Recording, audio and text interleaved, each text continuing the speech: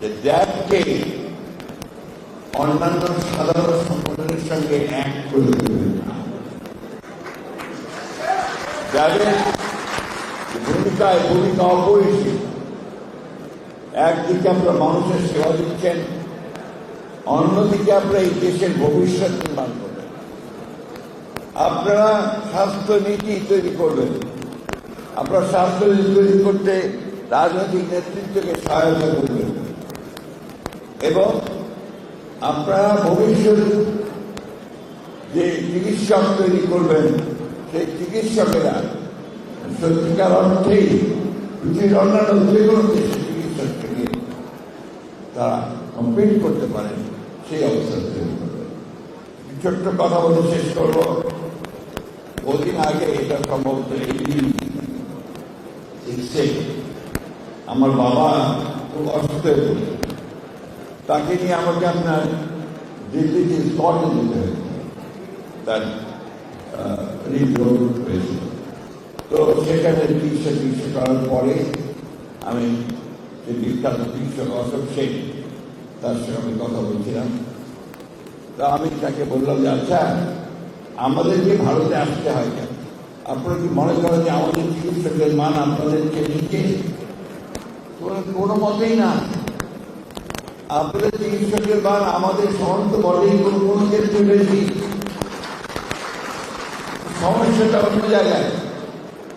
আপনাদের যে সিস্টেম, সেই সিস্টেমে আনফর্চুনেটলি ডাক্তার সাহেবরা সঠিকভাবে তাদের কাজগুলো করতে পারে। Very true.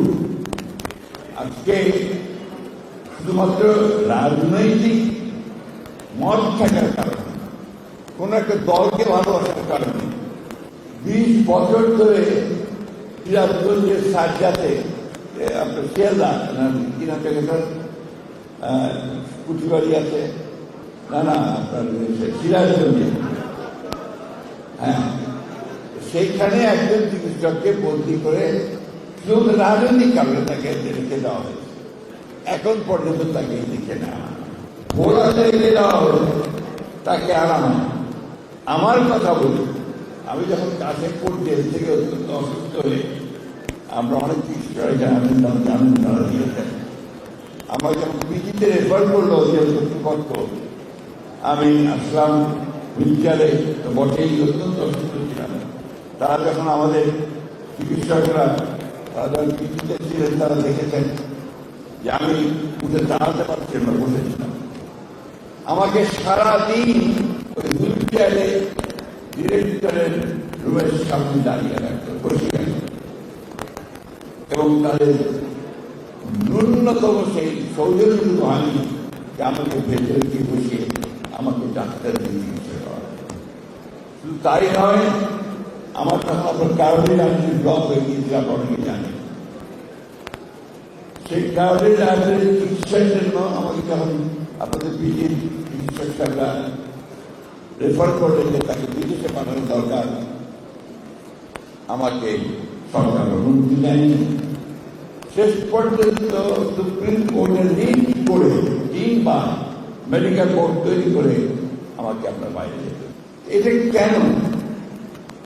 এটা হচ্ছে যে আমাদের যে সিস্টেম, আমাদের দেশে আমরা পারস্পরিক হিংসা জিজ্ঞাসা আপনার এর মধ্য দিয়ে যে একটা কালচার তৈরি করেছি, এই কালচারটা আমাদেরকে ধ্বংস করে দিচ্ছে। আজকে সকালেই একটা বই থেকে পড়লাম, বইটার মধ্যে, বইটার নামটা হচ্ছে আত্মকলহে বাঙালি। এটা হচ্ছে আপনার এই দুর্ভাগ্যক্রম, সারাক্ষণ আমরা এই জাতিকে আমরা নিজেদের মধ্যে কলহ এবং কলহ করতে যারা আমাদেরকে অগ্রগতি যাত্রার যে পথ, সেই পথকে অগ্রগতি করতে। আমি কথাটা বলছি, এই সুযোগটা আমি পাবো না আপনাদের সঙ্গে কথা বলা।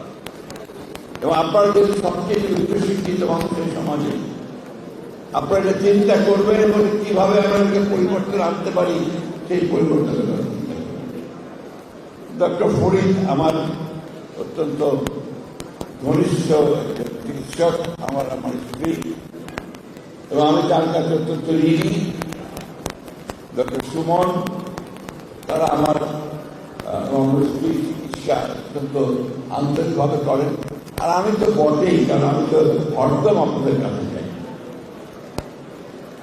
কিন্তু উনি আমাকে বলছিলেন যে উনি যে বিষয়টার উপর এখানে বিশেষজ্ঞ বিলাত থেকে এসে এখানে তিনি ক্যান্সারের উপরে কাজগুলো করতে চান, সেই কাজগুলো করতে পারছেন। আপনারা যারা বাইরে থেকে নয় থেকে অত্যন্ত মেধাবী চিকিৎসক, আপনারা এখানে একটা সেন্টার করে তুলতে চান, যেটা হবে সেন্টার অফ এক্সেলেন্স, কিন্তু আমরা সেটা করতে পারছি না। আজকে আমাদের মহোদয় নয়, আমাদের ভবিষ্যৎ নেতা, ভবিষ্যৎ কান্ডারি, ভবিষ্যতের আমাদের প্রধানমন্ত্রী আমি তার দৃষ্টি আমি তার আরে ভাই স্লোগান দিও না, স্লোগানের রাজনীতি বাদ দিতে হবে, প্লিজ প্লিজ প্লিজ, স্লোগানের রাজনীতি বাদ দিতে হবে। আমি আমাদের এই নেতা, আমাদের ভবিষ্যতের প্রধানমন্ত্রী, তার দৃষ্টিতে আনতে চাই।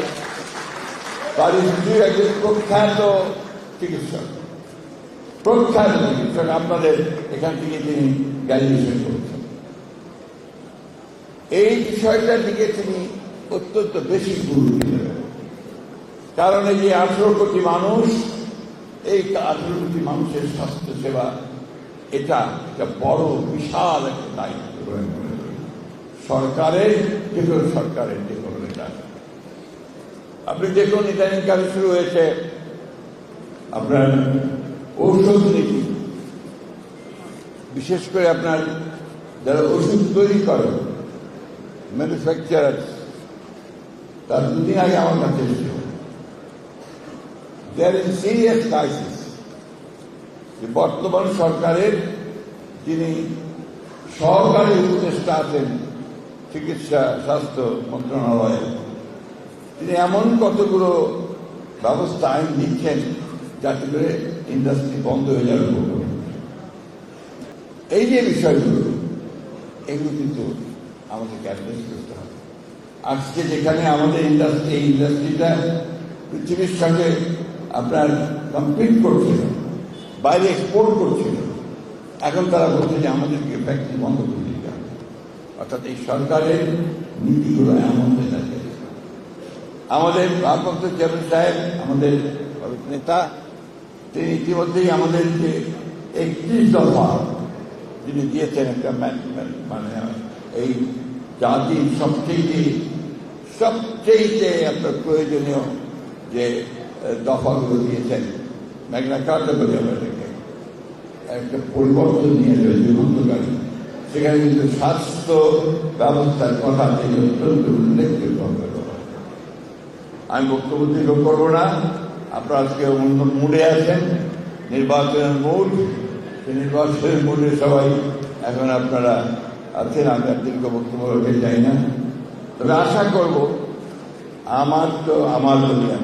আমার অনেক বয়স হয়ে গেছে, আমরা দেখতে চাই যে বাংলাদেশে শুধুমাত্র একটি গণতান্ত্রিক ব্যবস্থা নয়, বাংলাদেশে শুধুমাত্র মানুষের ভোটের অধিকার নয়, বাংলাদেশের মানুষের স্বাস্থ্যের অধিকার, বেঁচে থাকার অধিকার, তার ভাতের অধিকার, অন্যের অধিকার, সব কিছু নিশ্চিত করতে হবে।